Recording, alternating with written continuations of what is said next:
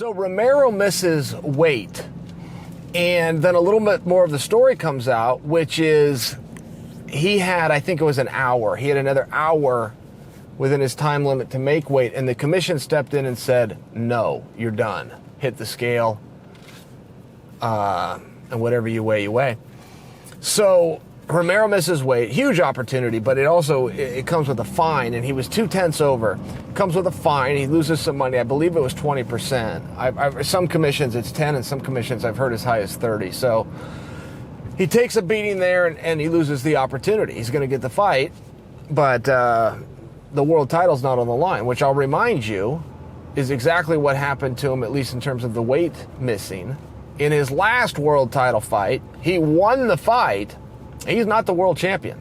He is disqualified from eligibility to win the world championship, which will affect his life. I mean, right? A title's a big deal. Your legacy and looking back and saying I was champion. So it was a big blow. So I don't really need to kick Yoel at all. His punishment was swift and immediate, and he didn't need any of us to second judge him after this. It's pretty bad what happened to him, but.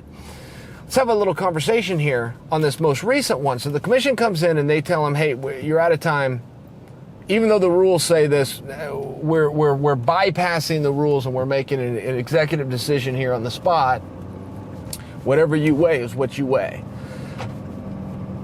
I don't offer you an opinion on this because I don't have an opinion. There has to be more debate on this topic. A commission's foremost responsibility as they represent themselves, their foremost responsibility is to make money.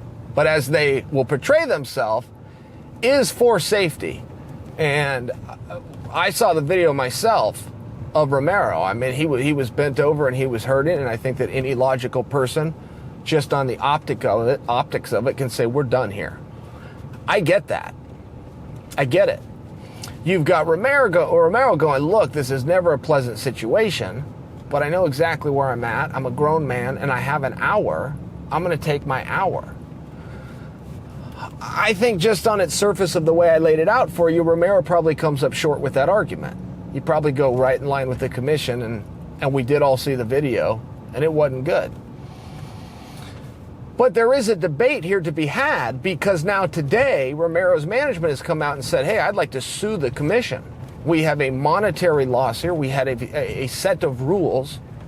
We had one more hour. And this whole business about we made an executive decision, I'm not sure where that's at in the rules. I don't know. I don't know if that's actually right. I can tell you here in Oregon, I've read those rules 100 times. Our executive director has absolute ability to make that decision without question. In Illinois, I don't know. And I would assume they do, but I don't know. I need to disclose that for you guys. I'll tell you this, though, on a bigger thought. You will so often hear unified rules. And there's a little bit of a misunderstanding. The unified rules, I want to make this clear, because every jurisdiction we're going, we keep seeing something new that hasn't come up before. The unified rule speaks explicitly and exclusively to the moves that are barred versus the moves that are allowed within the cage.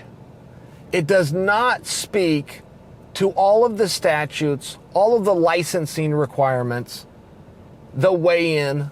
It's not unified in those regards. So each commission can have intricacies that are different that we haven't seen before. So I don't think that the management is going to follow up on this. I think that those are just words. I don't believe anybody's going to actually file an action here. But we're left to take them at their word. And for conversation, I think that it is interesting, because ultimately they will have to default to, did the executive director have the right to make an executive decision? Do they have that authority? I'm going to guess that they do. I don't know.